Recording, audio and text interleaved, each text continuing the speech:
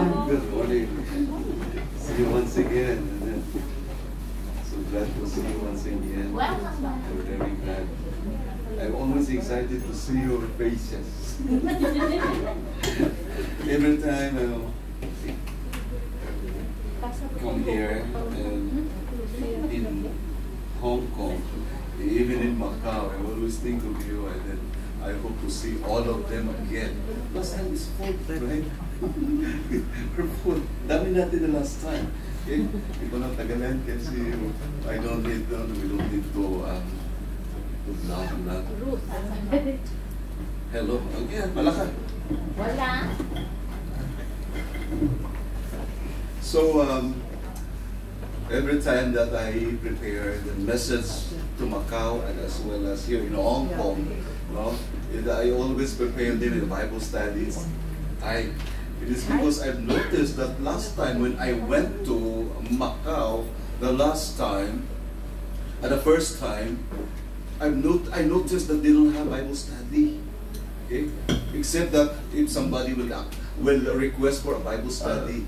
Okay? So that is why every time that I came here, I prepared my lessons as like a Bible study time. So when I hear from Mom Lorna yesterday that some pastors came here to prepare like a Bible study, said, okay, just wait tomorrow. It will also be like a Bible study time. Okay? So samantalahin natin ang bawat opportunity to study God's Word. Right? So we have to start. Let's read our text from the book of Ruth, chapter 1, verse 1 to 7. This is what we are going to study today. Let's read this. I read verse 1. Let's read this responsively. And then you read verse 2. And then let's read verse 7 together. Let me read to you verse 1. Now it came to pass in the days when the judges ruled that there was famine in the land, and a certain man of Bethlehem, Judah, went to sojourn in the country of Moab, he and his wife and his 2 sons. Verse 2. And the name of the man was Elimelech, and Naomi. And the name of his 2 sons, Mahlon and Chilion. They were from Bethlehem, Judah. And they came into the country of Moab and continued. And Elimelech, Naomi's husband, died, and she was left and her 2 sons born. And then they became wife of the one, and the name of the one was and the name of the other. They lived there about 10 years. And they children were about 10 years. And Mahlon and Chilion died also, both of them, and the woman was left with her 2 sons and her husband. Verse 6. Then the Lord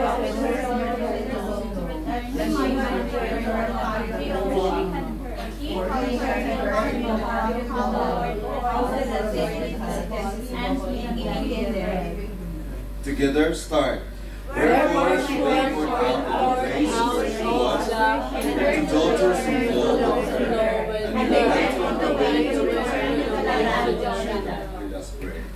We're faithful and loving God. We're so grateful, Father, once again, and we study your word. Be with us today. Empower your servant who will give us a message. Empower him. And you use her tongue, Lord, to say the words only that you want us to hear this morning. And Father, allow your word to have your way to the heart of your people today. Bless your word, Father, because only your word changes us. And this is our prayer in Jesus' name. Amen. So we will be talking about this little book of Ruth, which is called.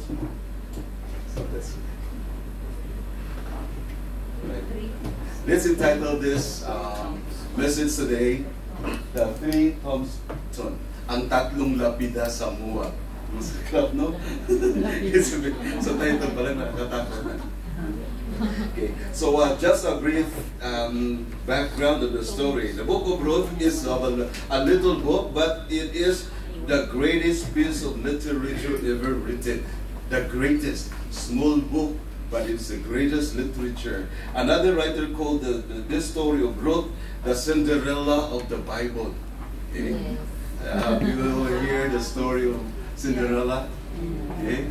Have you heard that? Yes. Have you watched that movie? What is that theme song?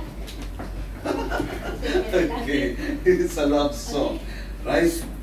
So Ruth is a Moabite woman. Okay, she is a Moabite, and of course, pag sinasabi natin ng Moabite, mga Gentile people, no?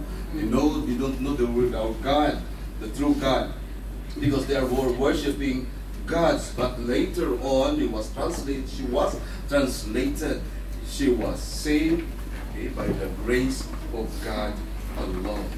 Okay, so the first 7 verses that we are going to study in the book of Ruth, we are being introduced to a family of a man named Elimelech. Okay, so may itong tayong the man Elimelech, and who lived in the days of Judges. Ibig sabihin dito, wala silang king. They don't have king. Okay, so I remember yesterday I went to Walled City. According to Ma'am Lorna, before the whole city has no law, no lawless city. The people, pag walang law, pag walang lawless, pag walang king, pag walang president, pag walang prime minister, they will just do whatever they want. Okay, what is right to them, that they will do it. Okay, so it is a very sad tale of a man chooses to walk out of the Lord. Okay? Kasi andoon na siya sa Bethlehem, Judah, and he chooses to move out. Okay? And then, once you go out from the will of God, that includes the purpose and plan of God in your life. Of course, pag lumabas ka, natural lang yun na mawala ka na talaga, pati ang plan ng Panginoon, if you go out from the group of believers. So it's a very sad decision that he made, and when that decision pay a very terrible price. Okay. Kaya nangamatay sila nung pagkakilon kaysa Titan pa lang. No? They chose, instead of staying in Jerusalem, Judah, they went out to the place called Moab. Ang Moab na ito ay isang lugar na kung saan hindi kumikilala sa totoong Diyos. No?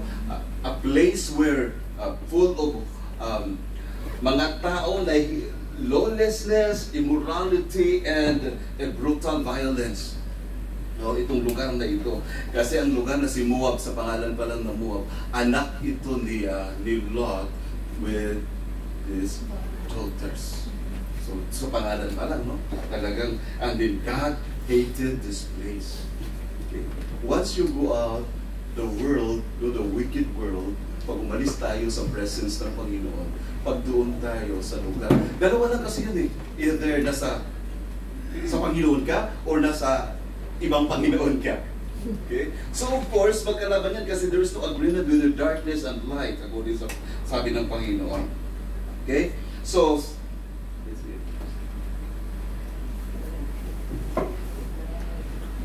we have here the pride of Moab. He is very proud, even of his haughtiness and his pride and his wrath. But his life shall not be so. Magaling sila mag-istorya, magaling siyang he's so proud about their harvest, about their plans, about their lives. Okay? Pero sabi ng Bible, it never happens. It never happens. Puro lang istorya. Picture na. Okay? Deuteronomy chapter 23, verse 3 to 6. An Ammonites or Moabites shall not enter into the congregation of the Lord. Even to their 10th generation shall they not enter into the congregation of the Lord forever. That is how the Lord hated these people. Okay? So wala lang anong Panginoon. Although they are welcome if they repent, but pag hindi sila lumapit sa Panginoon, what they receive from God's wrath is God's wrath. Okay? Because they met you not with bread and with water in the way when you came forth out of Egypt, and because they hired against thee Balaam, the son of Beor, of Petor of Mesopotamia, to curse thee. Nevertheless, the Lord thy God would not hearken unto Balaam, but the Lord thy God turned the curse into blessing unto thee, because the Lord thy God loved thee. So, Thou shalt not seek their peace, nor their prosperity, or their discipline. So that is why the Lord is so angry with these people. Because these people, nung dumating na, they came out from during the Israelites wandering, nung dumaan sila dito sa Moab, they just want, parang humingi na sila ng pabusan na dumaan. But Balak, na makita niya, he asked Balak to curse them. Akala niya kasi ano na naman sila. Kasi napakinggan niya, every time na dumaan sila sa mga lugar, they fought with them and they won. So akala niya, kalabanin ulit sila. Natural defenses of the world. Natural defenses. Every time that to visit those people as sinners, di ba? Hindi naman sila, hindi man umayaw naman, hindi pagpapasok ng bahay, magagalit sa atin. Akala nila dalhin at awahin, baguhin natin ang kanilang mga pananaw sa buhay. Only God can change them. It's a natural defenses. So ito ang mga nangyari sa kanila. That is why God is so angry with His people. Pero doon pa dinala ni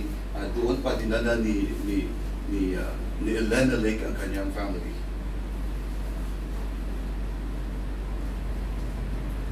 In Psalm chapter 6 verse 8, God says, Moab is my husband. Okay? Ganito ang Moab. Ang Moab na ito parang hugasanan lang ng paa ito ng mga alalay. Kaya kung andun ka, parang kahugasan ka lang ng paa, ganun ka baba ang paningin ng Diyos sa Moab. Pagkatapos doon ka manirahan. So it's so unlikely for a believer na andito na tayo sa presence ng Panginoon, but we choose to depart, to go out and live with the wicked. Dalawa lang kasi. Either you are saved or unsaved. Or you are living righteously in the sight of God, or you are living unrighteously in the sight of God. So if you choose to go out, then you know already that God hated the place you went to.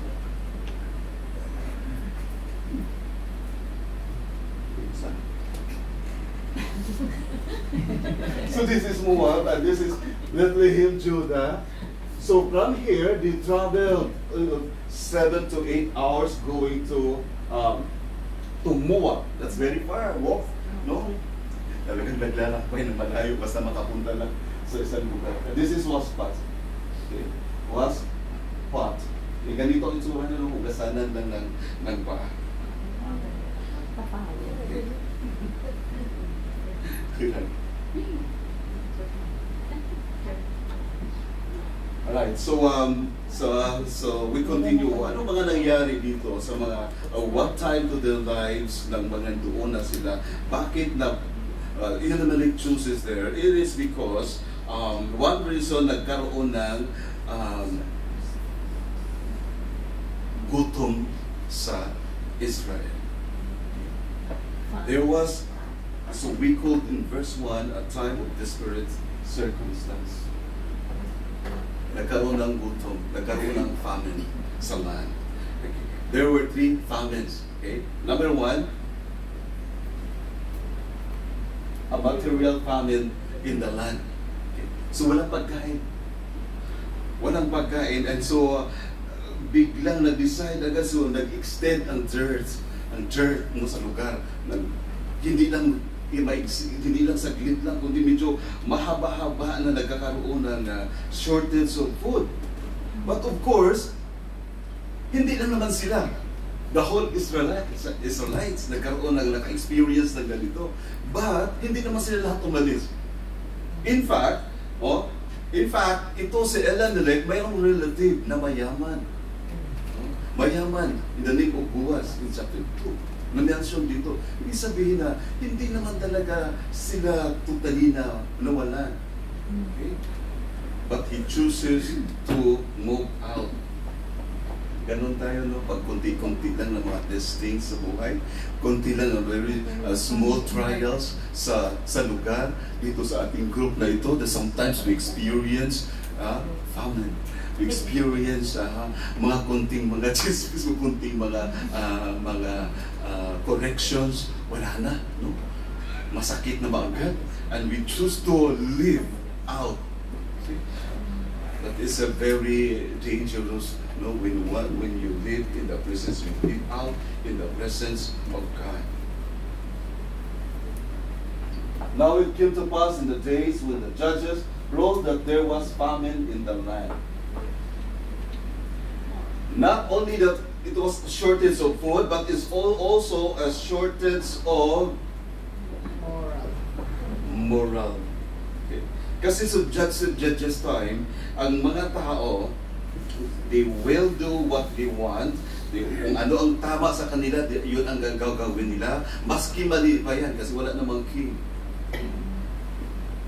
Ganun naman talaga, di ba? When you go out to the world, dito, we try our best, we pray, we try our best to follow God because we are here. But once you go out, you will just do whatever you want.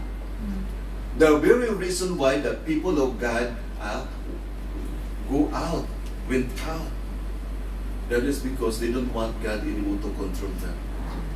That is how simple life is. Verse 21-25, in those days there was no king in Israel. Every man did which was right in his own eyes. So delikado, no? Kaya pag naganito ang mga nangyayari, maraming mga chaos, maraming pag-aaway, and then kung mag-adik-adik ako, kung mag-shabo ako, wala kayong pakialam. I feel good with this. Okay, that is why this is what happened also in the world. Was it's good that Ma'am Lorna was able to tour me yesterday, the other day, we go there. Maski pagod na pagod, she toured me out there, and then I said I have to really share this also. It's look like there is no king. Wala sila, gusto niya sila lang doon, and then pag ganun na, marami silang mga ginawa na mga hindi tama. Mga mali na, mga ginawa nila. Of course, including those, mga drunkenness, homosexuality, sexual perversion, violence, national division. National division kasi hindi sa sumali doon sa government, no? Pinakuran nila ang kanilang their wall. Okay, so wala kami pakialam sa inyo dyan, huwag nyo rin kaming pakialam. We have our own law here. And the law, pag hindi ka na subjected sa king, ibig sabihin, sundin mo na lang ang sarili mo. That's a very dangerous na. Okay? Not only na nagkaroon ng famine sa food, material, not only that they experience famine sa morality, but also they experience famine, a missionary famine in the land. Okay? Walang missionary. Okay?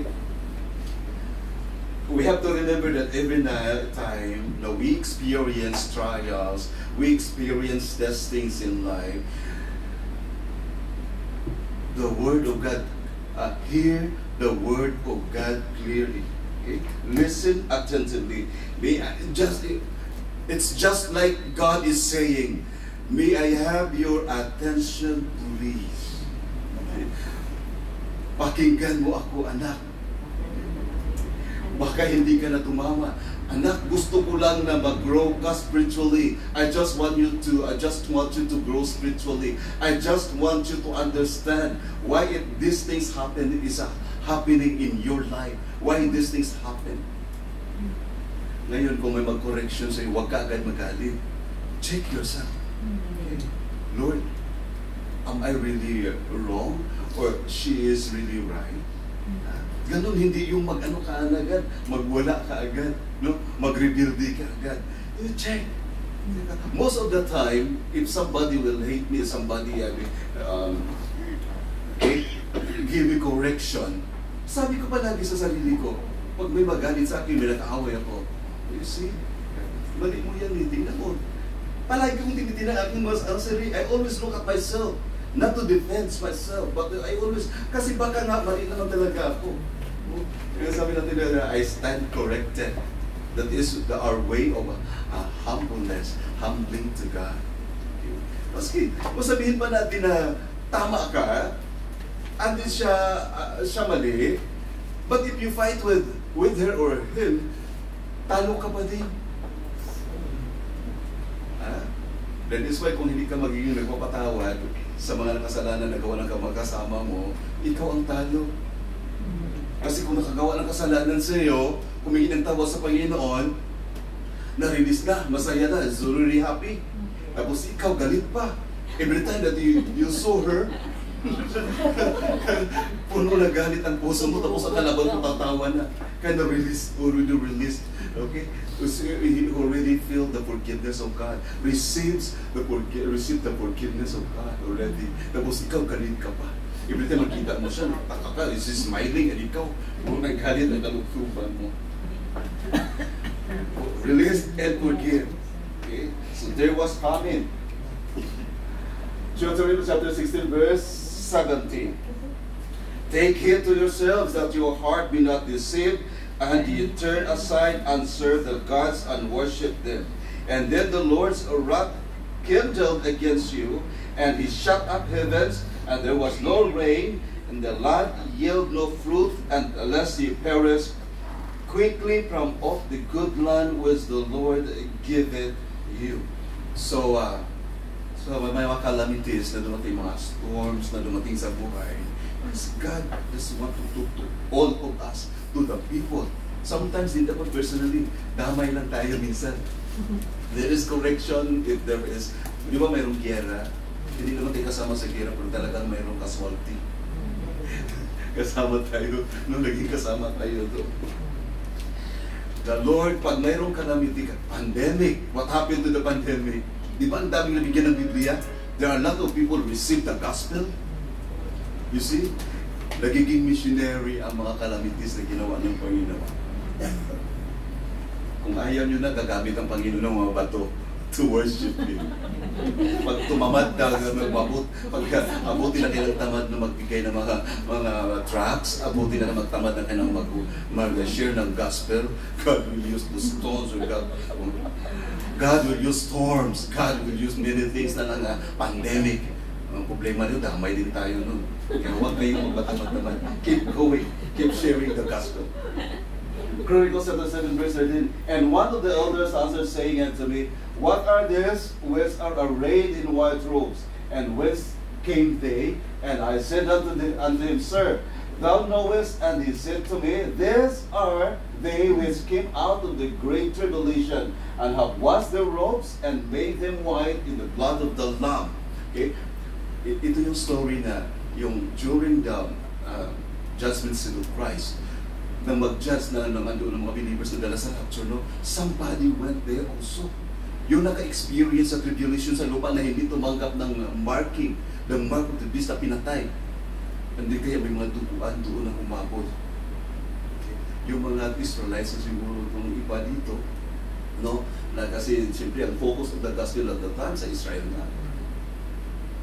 Sinapatayan ng mga tao. You know, 1/3 nagiging dugo na, maggutom na sa ibang lugar. Marami ng kalamitas na nangyari, may mga earthquake pa. So, ang na-preserve doon at that time was the Israelite people. Anong nangyari? Nagsuot na sila ng mga white robes because of the tribulation. Sometimes God uses this tribulation. God uses these calamities just to make us pure. Kasi minsan pag walang mga ganyan, we don't repent, we don't ask forgiveness, we don't come to God. Lalo na kung marami kang pera, ang sarap magliwaliw sa labas kaysa pumunta sa simbahan. Ang sarap mag-tour. Okay? Oh, ganyan ako noon. Ganyan ako. Akala niyo siguro kung ano, hindi ako dito, sabi ng iba, sabi niya, oh, bakasyon naman si Pastor Bo. Sabi ko, I'll go there to preach the I will go there to preach the word of God. I will preach the gospel. Kasi kung magbakasyon ako dito, ulit-ulit na lang sa Macau, militan ng Macau. Naikot ko na halos na lang mga buo. Kalahap na lang naman, kailangan lang ginawa na mayroon pang napuntahan dito. Pero siya, in Hong Kong, there are still not. Kasi una kong punta sa Hong Kong, I tour around. Nag-ikot ako. Ang dami pa pala, kahapon nila ako ni Ma'am Bunsa. Ay, marami pa pala. But that's Hong Kong. So hindi ko nagbabakasyon. I came here to nag-ano talaga ako dito, no, what I call this, yes. na volunteer para lang maabot. Kasi hindi ako mahilig sa online. Hindi ko mahilig. Sinabi ko sa iyo na hindi ko feel, gusto ko makita ko kayo personally, ma-feel ko kayo nandito in front of me. That's why many time, Pastor asked me to preach Eagle Glow. Sabi ko, Pastor, patawarin mo ako, hindi ko feel yung online. Hindi ba gano'n, no? Sa online, hindi ko makita. Wala pa namang mga mukha doon. Kasi they close the camera. And then I'll be preaching there. I'm saying, Pastor, I cannot, but I have to pray. I'm not closing my door. Even sa online class ko, sabi ko, hindi ko pila mga bata, hindi ko matama. Hindi ko sa mataklot kung wala sila. They really, I don't think they're really listening. Huwag daya. Kasi sometimes talaga mga online, Pastor, hindi na ako mag-attend muna sa church. Nag-online na lang ako. Excuse me, you're washing your clothes there. Ako na yung clothes, you're washing and you're cleaning your floor there. Huwag mo lang walang concentration, walang concentration na mangyari pag mga ganyan online. Pero I'm not saying that, do not listen. You have to join the Glow, okay? That is so sweet.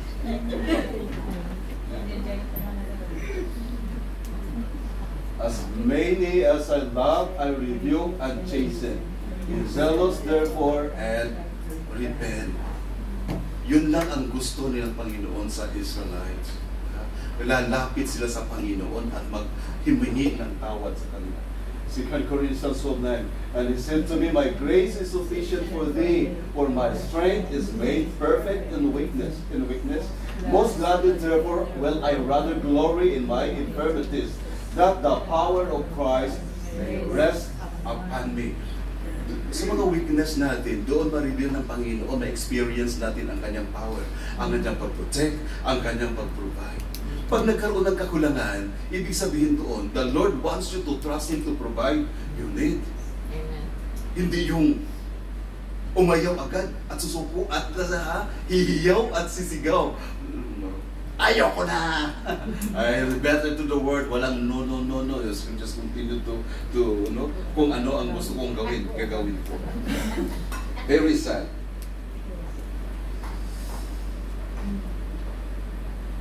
Whatever forms it takes, it is a famine in your life.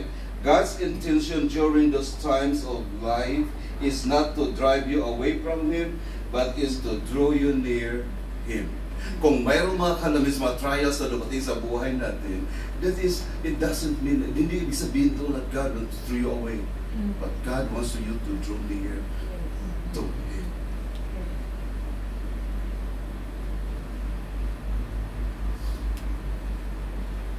Because the very reason there is because God loves us.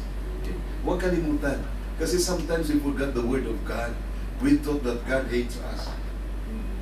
It's very difficult. It's very hard. It's very dangerous when you fall sa hatred of God, to the wrath of God.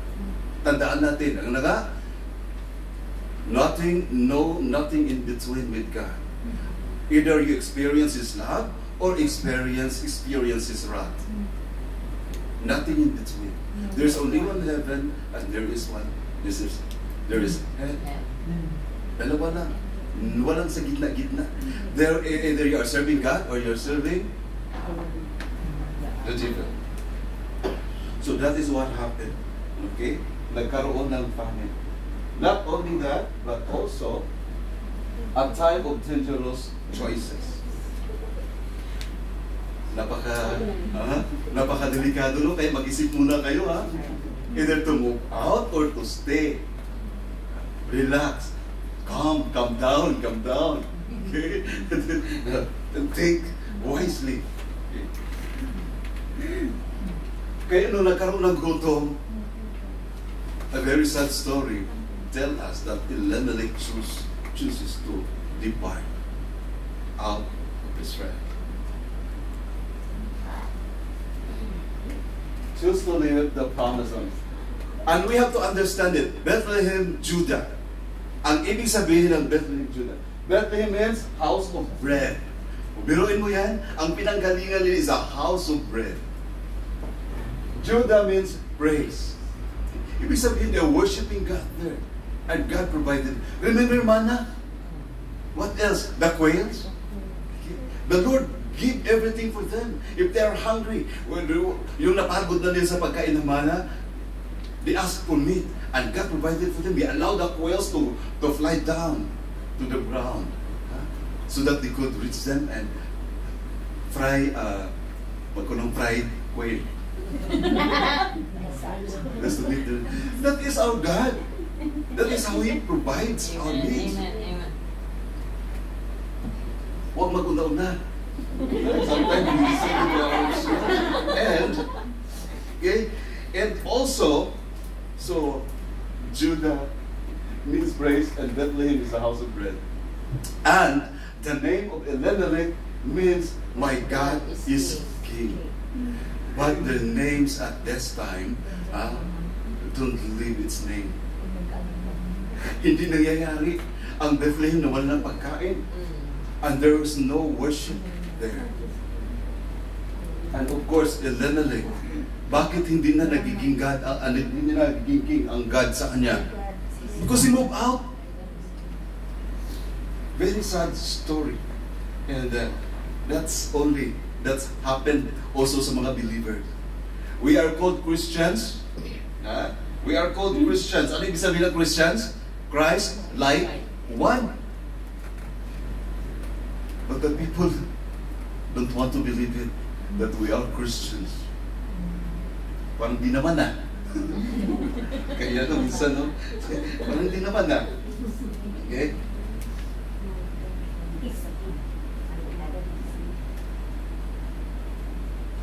Right.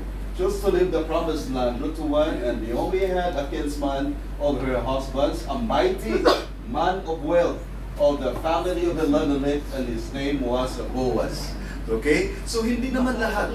So, pag maka-experience ka ng drought dito sa church, no? Nga parang mas medyo may nasaktan ang kaloob-looban mo ng iba, hindi mo siya mamalapitan, okay? Mayroon pang iba dyan na medyo strong in faith, doon ka. Lapit ka doon. Sister, ganito ang naramdaman ko. She or he might help you spiritually. Oh, relax. Okay, let's pray. Let's pray for the case. Okay. Huwag ka nga ito. At least mayroong mga tao na magpapatibay ng iyong pananampalataya to God to remain. So kung ginutom na si Elimelech, pwede na i-contact si Boaz. My cousin, we are hungry. We don't have food. Medyo mayaman si Boaz, kaya hindi sila umalis. No? Mayroong mga iba talaga pag mayroong pundo spiritually. Sometimes it is good that you have mayroon kang pundo na yan, strength from God. Mayroon kang word of God. Mayroon kang enough promises of God. Only the promises of God will keep you going. Paano kita na masin dyan 360 di kami guys? We can't even share the gospel. No, we don't know. If you cannot share the gospel, and I wonder kung na-save na ba tayo. Kasi yun naman ang hugot natin. Why our faith remain. Okay? Remember, you are saved because of your faith. Faith to what? Where? To the Word of God. And now you will claim that you are saved and you don't know what verse you are saved. Dapat alam mo kung ano yung mga verses sa Bible.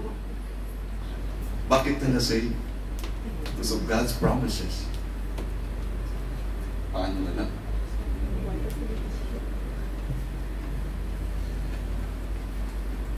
Chooses to live the promised land. Second, he chose to live in a polluted land. Okay? Mas pinili pa niyang tumira doon sa polluted land. There is no God. People are lawlessness. The people are practicing morality. Of course, when you go to the wicked world practice all these things. And then ikaw din, kasi ayaw mo na yung magpukontrol na. It was better to stay there. It's a polluted place. Joshua 23 verse 7, that ye came out that he came not among this nation. This that remain among you neither made mention of their name, the name of their gods, nor cause to swear by them, neither serve them nor bow yourselves unto them. This is how the Lord hated the place. Ang sabi niya, do not come. Okay? Come not among these nations. Mahigpit ang bili ng Panginoon na huwag kang pumunta doon. Ibig sabihin, God hated this place. Tapos pumunta ka doon. A polluted place. Sabi niya, nor mention the name of their gods. Therefore, kung sumanib ka doon, you will mention their God, and you are, hindi mo na i-mention, and you will not be mentioning your real God anymore. Alangan naman mag-backslide ka, and then mag-enjoy ka pa rin sa presence ng Panginoon doon. You went out, and then mag-worship ka pa rin together with them. Of course, you cannot do that anymore. You will forget worship, you will get singing, everything, offering, wala na yun. The praise and worship.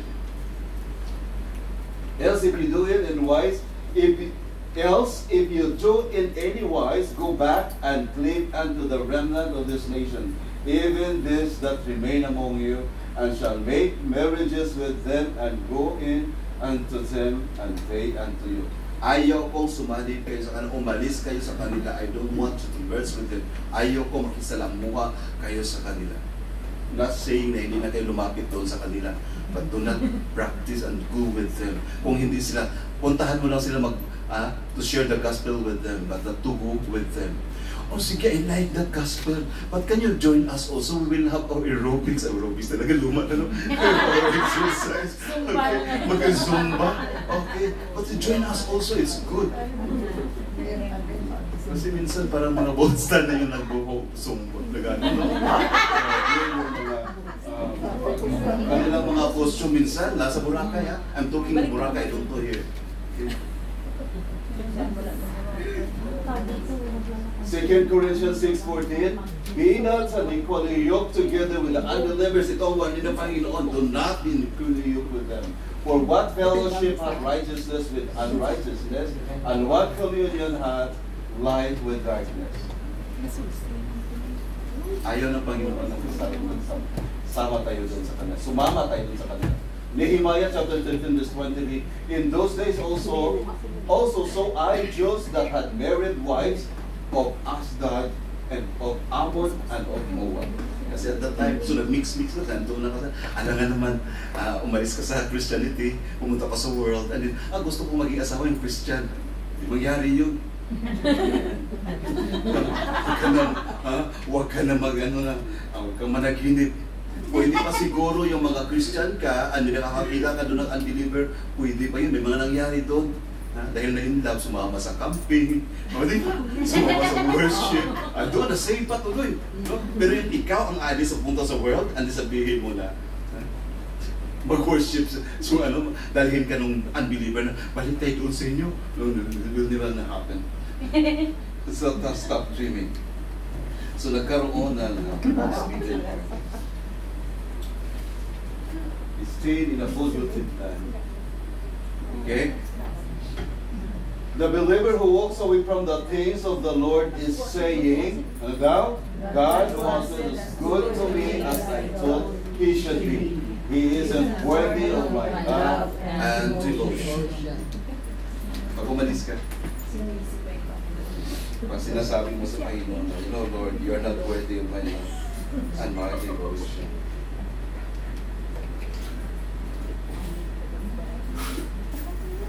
He chose to linger in the prodigal land. Sa polluted land na, and then, patuloy pa siya nagstay sa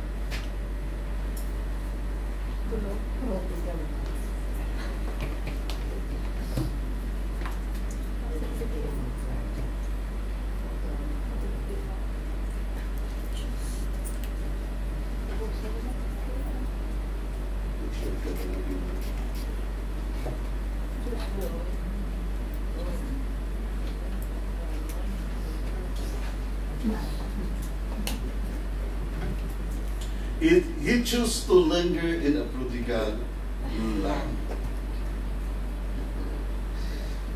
Sabi ng verse, Luke chapter 1 verse 2. And the name of the man was Elimelech, and the name of his wife Naomi, and the name of his two sons Mahlon and children Ephrathites of Bethlehem, Judah. And they came into the country of Moab, continued there. Ano ibig sabihin? Ha? Nagpatuloy na sa ibig sabihin. Patuloy na kung ano ang mga ginawa nila doon, no? Kung ano ang mga practice doon, nagiging practice na din nila. Ang ibig sabihin ng continue there is to exist, to become. Ano nga naman, di ba, no? Don't tell me that you go to the world and then mag-iba ka doon. Mag-worship-worship ka pa doon at kakanta-kanta ka pa ng alive-alive. Hindi na. Hindi na mangyari yun sa iyo. That is the deceptive nature of sin. Pag napisahan mo na ng isang beses, batanda natin na, once you start one sin, konsensyang konti. Pangalawa, kunting-kunti na lang. And the third time, no more cons. Na-enjoy na. Parang kapapagod naman maghingi ng patawad, tuloy-tuloy ko lang muna ito. I'll just continue sinning. Ay, isahin ko na lang to bukas. Pag magbago ng isip ko. But there are many Christians, they don't want to be baptized. They thought na pag-baptize na dapat maging na talaga. Tuloy-tuloy na maging holy na all the time. Very sad. And there are a lot of Christians today na napakabilis lang ma-offend sa church, ganito, no? So just ito talaga ang church, nakakatakot talaga yung mga tao. This word of God, this sermon that the Lord really wants to remind us that every time na magkaroon tayo ng mga sin sa buhay natin, we don't have to plead away from God but to come closer to God. Because there is always a very bad discipline nung magkaroon talaga ng discipline sa buhay ng mga Kristiyano. Kinulang na ba financially? Sometimes, ang ating health, no? Nagkaramdam, magkasakit tayo minsan. There are a lot of testing sa relationship natin. Hindi na naging Cinderella minsan. Twist. Una, masarap pa rin masakit. Hindi katulad sa story ni Ruth. Maganda ang story niya. Okay? Hindi maganda yung unang mga nangyayari, but then later on, parang siya, happy ending story. Kumusta ang mga love life natin? Happy. Delikado, no? Napaka-delikado. Once you start sinning, and then you continue. Because masanay ka na. It's very easy for us, mga tao, it's very easy for us to adopt the sin of the world. Why? Because we have this sinful nature. Likas ng tao yan na magkasala. Tapos nalapit-lapit ka pa doon. Okay? Ang i-offer ni Satan sa iyo yung gusto ng laman, ang gusto natin bilang mga tao. That is very easy for us to adapt. And then when you adopt it already, the practice, you will continue. And this is what happened to them.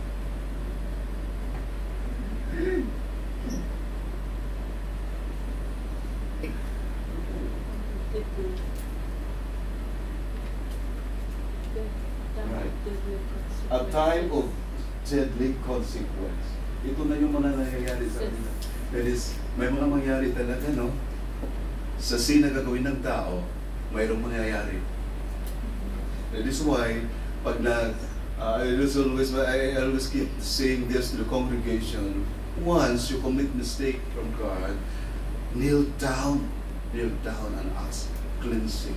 Huwag patagalan, huwag patagalin. Come to God. Ano man nangyayari? Una, there was discipline in that home. Okay? So kung maniwala tayo sa tinatawag natin na ng Panginoon, una-una, ang pangalan ni Elimelech, ang pangalan ng kanyang mga anak, I think bago pa man si Elimelech lumabas, gusto, pumunta ng Moab, na ano na yun sa kanyang isip, nasa puso niya na. Hindi yun pwede na. Bukas hindi na ako magsimba. Matagal na yun, bit-bit. Matagal na. Nandoon na hanggang na kondisyon ang puso. Kaya delikado yung may mga suicide instinct. Suicide tutlipang ka. Delikado yan. Kaya kung mayroong mga taong ganyan, maringgan nyo na, ay gusto ko nang mamatay, ay rescue them. Kasi later on, kasi nasa isip nila at sa puso niya, it will going to happen. Look at the name of his son. Malan, which means sick, and Chilion, which means pining or wasting away.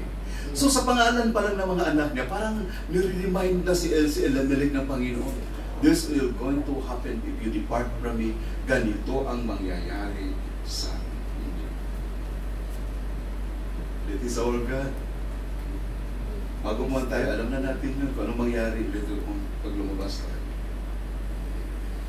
Pero hindi man tayo maniwala nito if you don't believe on God's providence.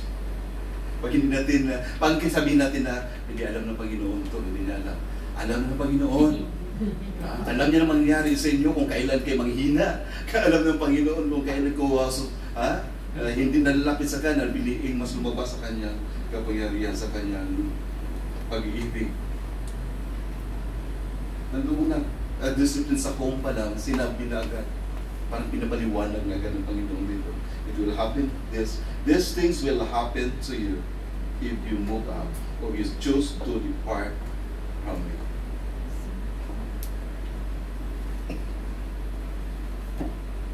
Nirimind sa, huwag kang pumunta sa Moab, huwag kang umalis. So ganito man ang nangyayari talaga. Hindi lang nagkasakit. Nagiging wasted ang kanilang buhay. Life lived out of the will of God is a wasted life.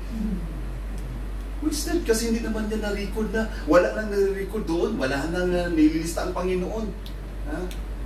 Kung ano-ano na lang ating mga ginagawa sa mundo. And after the earthquake of fire, but the Lord was not the fire, and after the fire is still a small voice. Ganito ang Diyos mangusap. Mangusap sa tao. By earthquake, by fire. Look at Elijah. Okay? Paano ng Panginoon sa kanya? Subay sa kanya. Sinamahan si Elijah ng Panginoon. 2 Samuel 12:5. And Nathan said to David, Thou art the man that saved the Lord God of Israel. I anointed thee king over Israel, and I delivered thee out of the hand of Saul. Si Nathan nagsabi na ganito ang mangyari sa iyo later on. Gumagamit ang Panginoon just to talk, just to communicate with us. There's Revelation chapter 3 verse 19. As many as I love, I rebuke and chasten.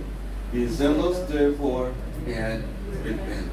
Ganun na lang palagi ang gustong i-remind sa atin ng Panginoon. Pag nangyari ito, pag nagkasala ka, mayroon mga disiplina dumating sa buhay natin. Sometimes, depende yun ang disiplina ng Panginoon.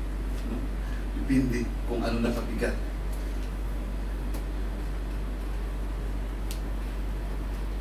Balik tayo sa Panginoon, balik tayo sa Kanya.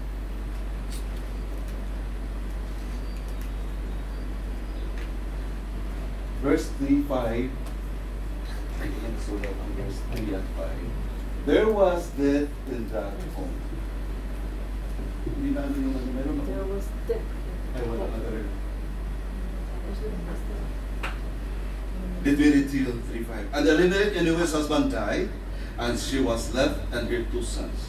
And they took them wives of women in Moab, and the name of one is Oprah, and the name of the other Ruth, and they dwelled there about 10 years. And Mahlon and Chilion died also, both of them, and the woman was left of her 2 sons and her husband.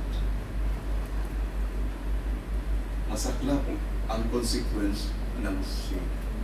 Napakasakit.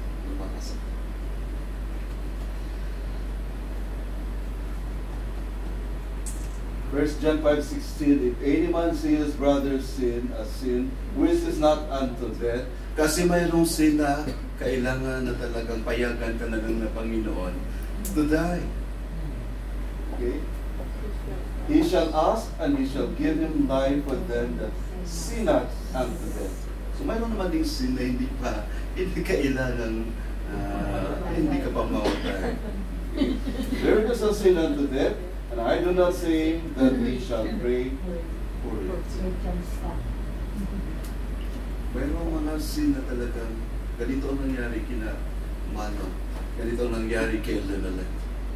1 Corinthians 5 verse 5, to deliver Satan one unto Satan for the destruction of the flesh, that the spirit may be saved in the day of the Lord Jesus.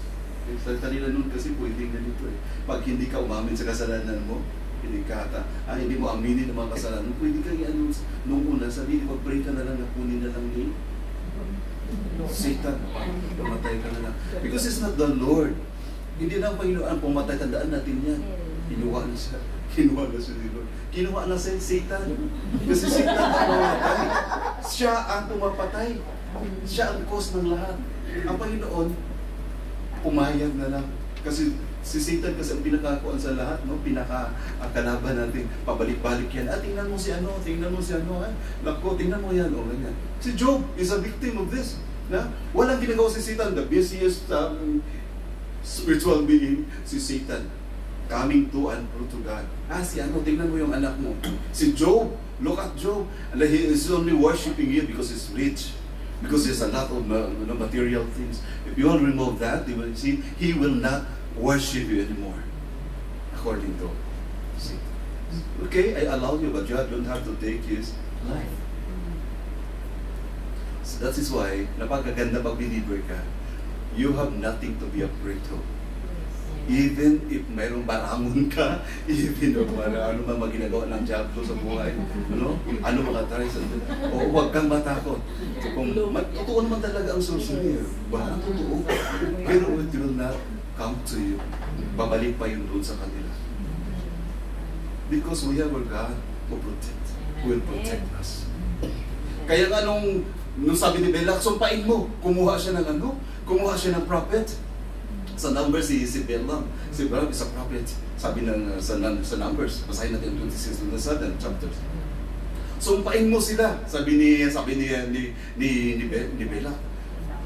Hindi ko magawa kasi every now and then, na masumpain ko sila, nagiging lumalos, nabibless ko sila. Blessing ang lumalabas sa aking mabibig. You see? That is how the Lord will preserve His people. If we are to remain to His presence. Walang kamatayan doon dumating as long as the Lord will not allow it. Meron naman din kasi, alam naman ng Panginoon na payagan na lang niya. Kasi alam na may providence ka, pag nakita niya na pag ngayong araw na ito, hindi niya payagan na kunin ang buhay mo, there is a possibility, a tendency that you will get out. And your life will no longer be a good example. You're not serving God faithfully. Your testimony, sira, was destroyed already. Alam ng Panginoon yun. That is sometimes God allows to happen. Payagan na lang niya na i-remove ka sa mundong ibabaw. Were you to be saved? Were your spirit or soul to be saved? Kasi mga believers na totoong mananampalataya sa Panginoon, really receive Jesus Christ as our Lord and Savior, truly, wala ng punishment, wala ng judgment. Wala ng judgment. We are assured of our salvation.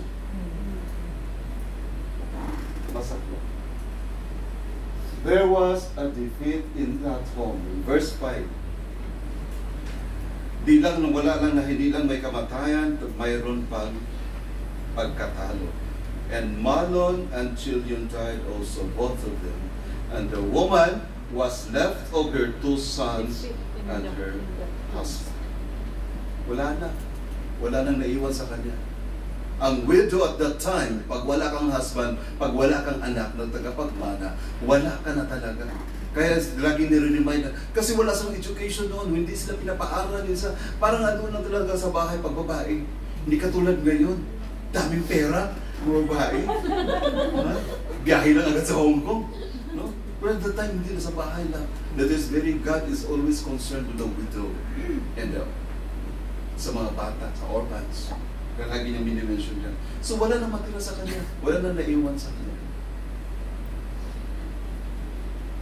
There was a defeat in that. And Mahlon and Chilion died also, both of them. And the woman was left for 2 sons and her husband. Naiwan na siya. Mag-isa na lang. There was death in that home.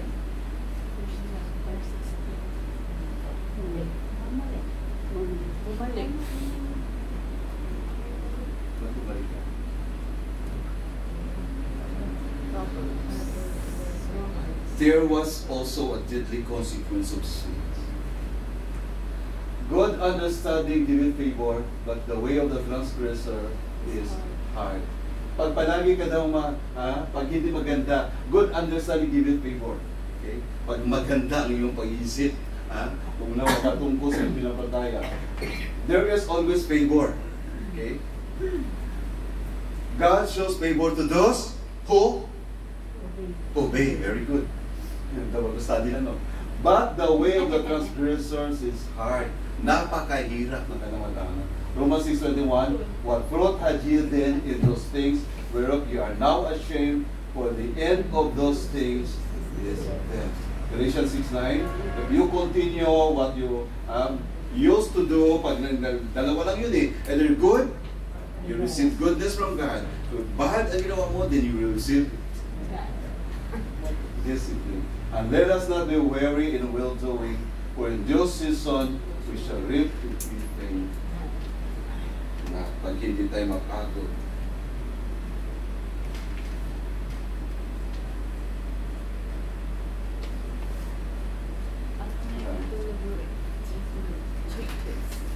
Dumating naman din, there was a deliberate changes.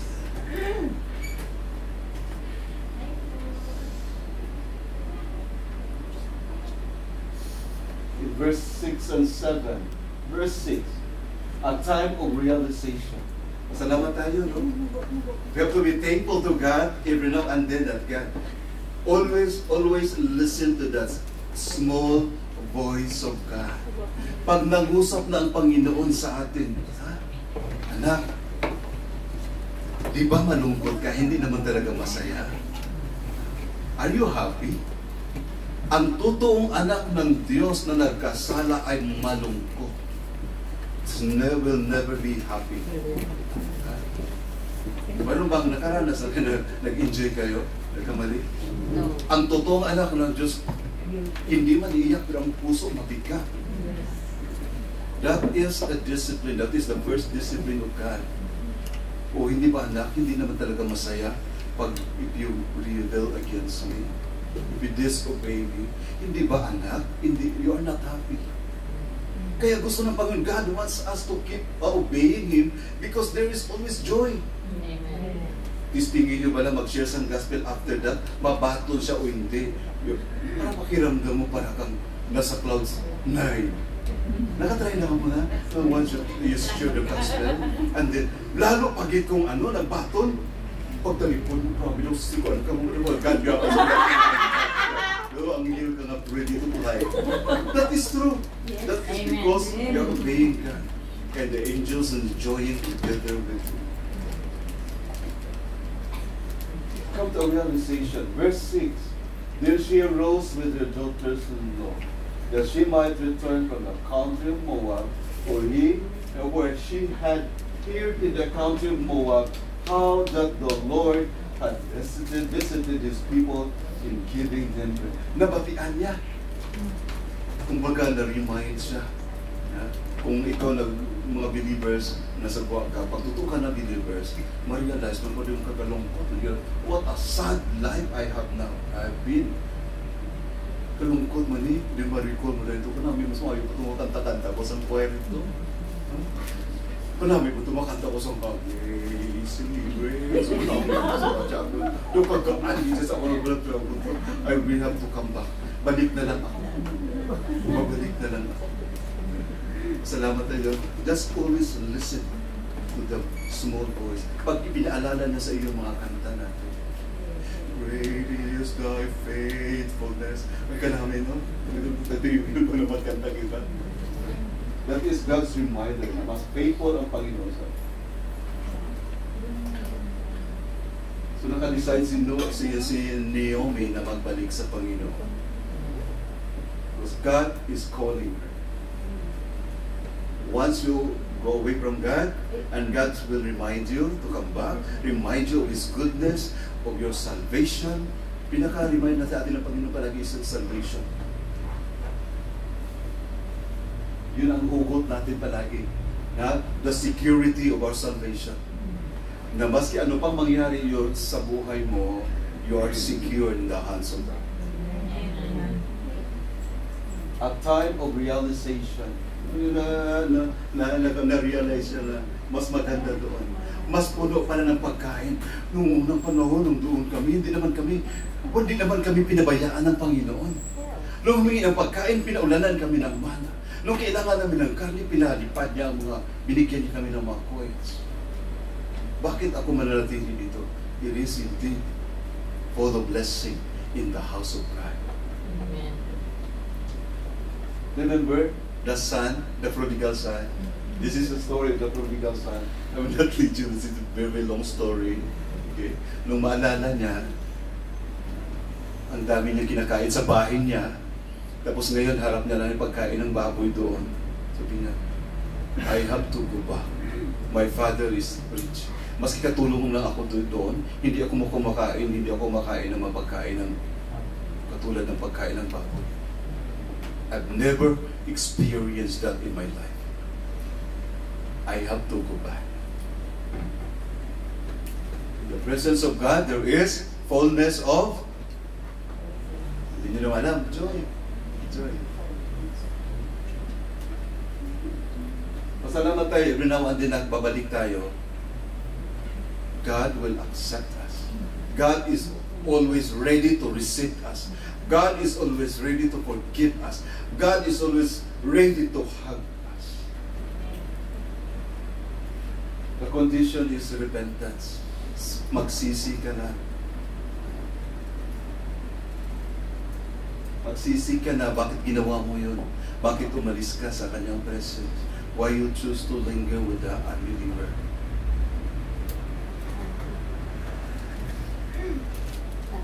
And because of that, nagkaroon ng changes sa buhay niyo. May you experience a change of heart that resulted in a change of action. Ganun na tayo. Pag nabago ng Diyos ang puso natin, pag natanggap natin ang kaligtasan, nag-enjoy na tayo sa kaligtasan natin, there is always changes. Mayroon kayong action na gagawin. What action is that? To share. To share the blessing of God in our lives.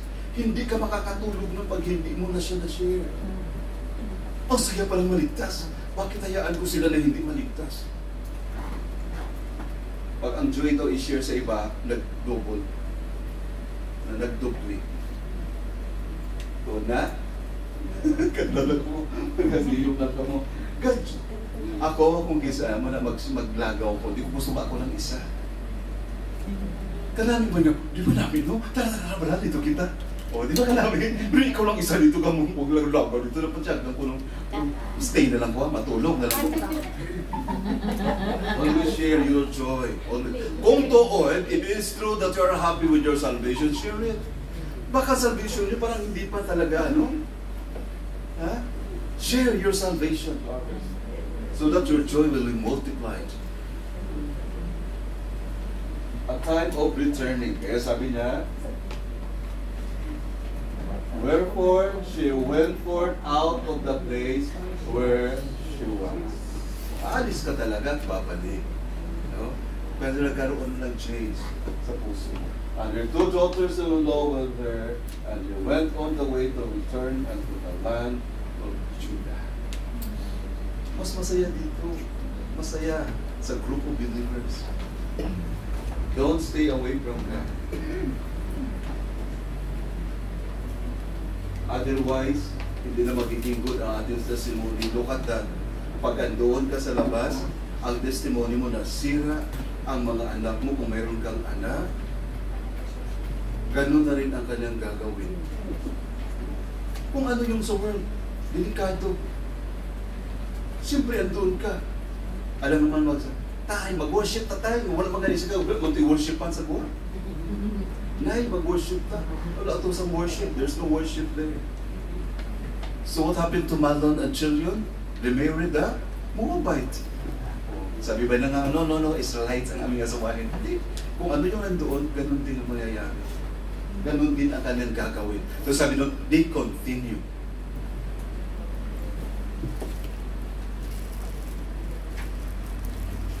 Luke chapter 1, verse 21, I went out full, and the Lord hath brought me home again empty.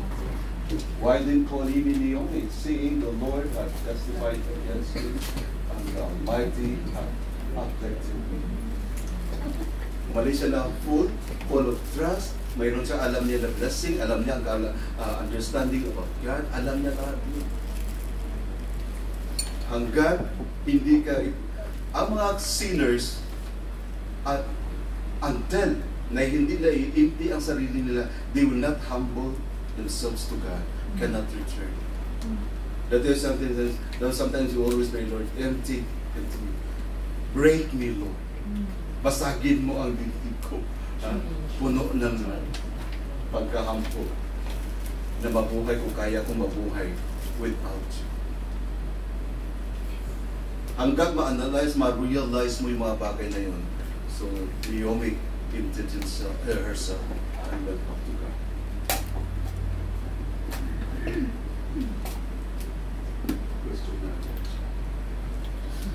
So, hindi ko alam ang kalagayan ng mga puso ninyo where this preaching goes. Hindi ko alam kung makalagayin natin. May mga tao, there are people who are with us, but they are backslidden in the heart. Paano mo malaman yun? That you are already backslider. Ba't andito ka? You forgot. Wala ka ng gana makisama. You start to mag-rebel ka na sa ayaw mo nang magbigay ka, mag-contribute sa mga dapat mag-contribute. Wala ka ng gana. Kung nagbigay ka man, against your will. Parang napilitan lang. And there's no blessing for that. May iba sa atin na andito ngayon, pero mahilig na magkontra. Punta tayo, ganito ang gagawin natin. Ay, ano ba yan? Ano ba yan? Ano ba yan? Ano ba yan? Ano ba yan? Ayoko ang mga ganyan. Killjoy. Nag-start ka na nag-backslide. Nag-start ka na away. Okay. You go against sa mga gawain, sa mga gusto ng Panginoon. Delikado yun. Come to God. Here is some question. What is the Lord saying to your heart today after hearing this message? Di ba po ito considerers of this no? Pinapa-extend natin ito kung meron pa sa natangihan. Okay. Kung alam yun, what was the reality to the heart become reality to life. Kung ano daw yung mga nasa puso mo, magyari talaga yun. Yeah. Will you agree to this statement? Hello, Bible study. Why a Christian must avoid to keep on sinning? Bakit daw? Iwasan natin ang pagkasala. Nawala ang ating kaligayahan sa Biblia. Nawala ang ating kaligayahan. That is why the Lord is inviting us. The Lord is calling us again. Kung hindi ka man ligtas, God is calling you to come. Save para maligtas at makamtan mo, and you will receive the real joy that comes from God. Hindi yung joy na comes from us. It comes from God. God is always, you are always welcome. God is always welcome you. Is always welcoming you to have reconciliation. If you want to reconcile with God, you are always welcome. God is always ready to receive you. God is always ready to forgive you. God is always ready to hug you and welcome you to His family. Let us pray. Let us stand. Great and mighty God, we thank you, Lord, for the message we'll hear this morning.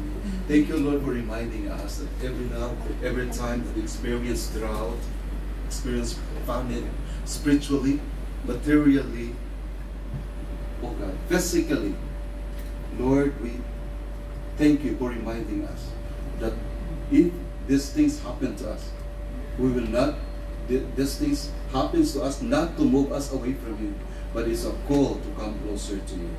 Thank you, God, for reminding us of your message today. And Lord, Father, thank you that we always live by your word every day of our lives, because there is only one satisfaction of the soul, but to follow, to obey you, and to trust to your promise in our lives. Bless your word, Father, the heart of your people. We say, pray in Jesus' name. Amen.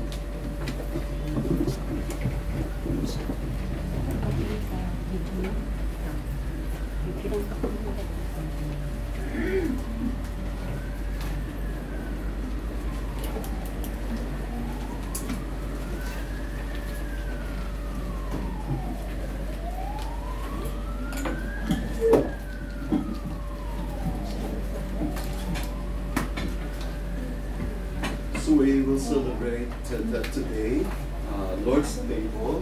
Okay. So ito ang gusto ng Panginoon, sabi niya dito, do this till I come. Yes, invitation for us to remember always what He has done at the cross.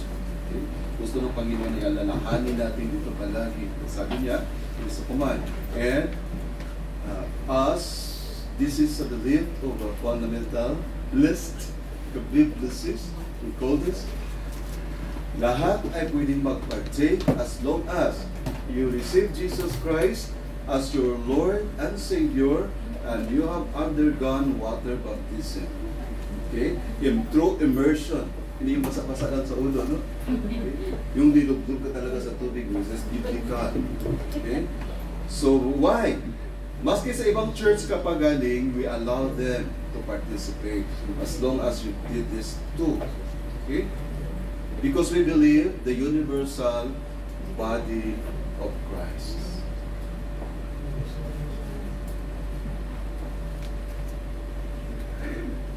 Let me read to you Corinthians, 1 Corinthians 11.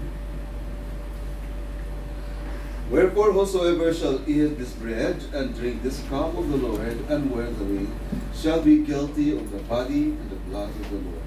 But let a man examine himself, and so let him eat of the bread and drink of the cup.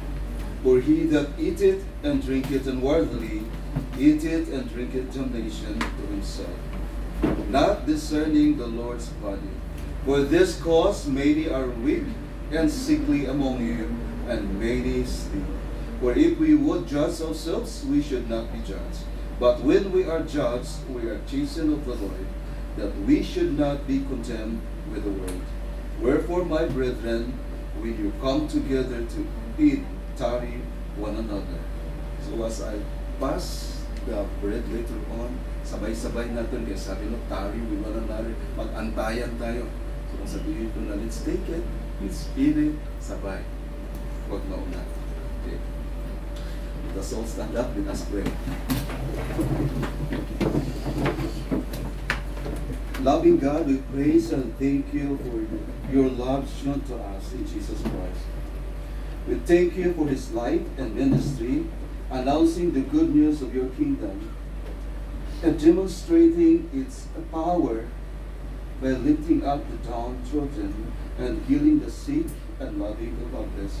We thank you for His sacrificial death upon the cross for the redemption of the world and for raising Him to life again as a foretaste of the glory we shall all share. We give you thanks for this bread and this juice to symbolize the body and blood of Jesus. Send your Holy Spirit, we pray, that we may be renewed and into the likeness of Jesus Christ, and formed into his body. We pray in his name for his sake. Amen. Please be seated.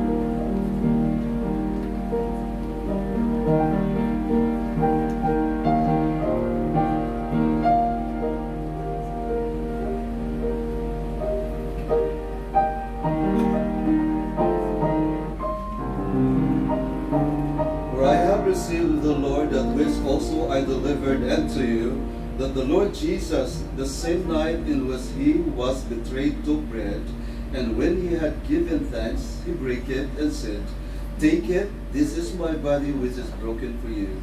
This do in remembrance of me. Let's begin.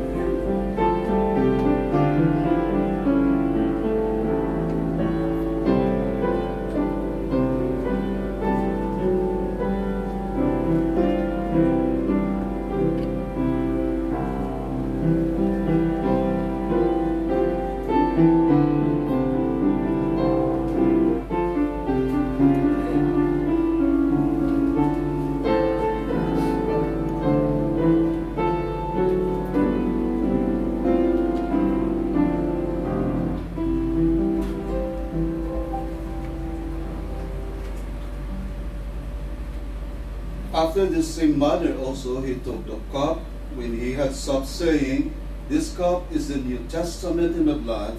This do ye as oft as you drink it in remembrance of me. Let's drink.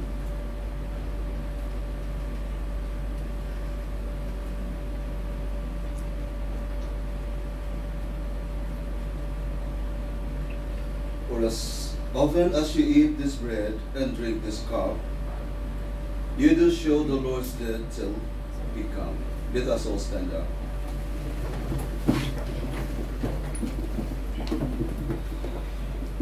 Your death, O Lord, we commemorate. Your resurrection we confess. Your final coming we await. Glory be to you, O Christ. Father of all, we give you thanks and praise that when we were still far off, you met us in your Son and brought us home. Dying and living, he declared your love, gave us grace and opened the gate to glory. May we share Christ's body, live his risen life. We who drink this cup bring life to others. We whom the Spirit lights give light to the world. Keep us firm in the hope you have set before us, so we and all your children shall be free. And the whole earth live to praise your name. Through Christ our Lord. Amen. Please be seated.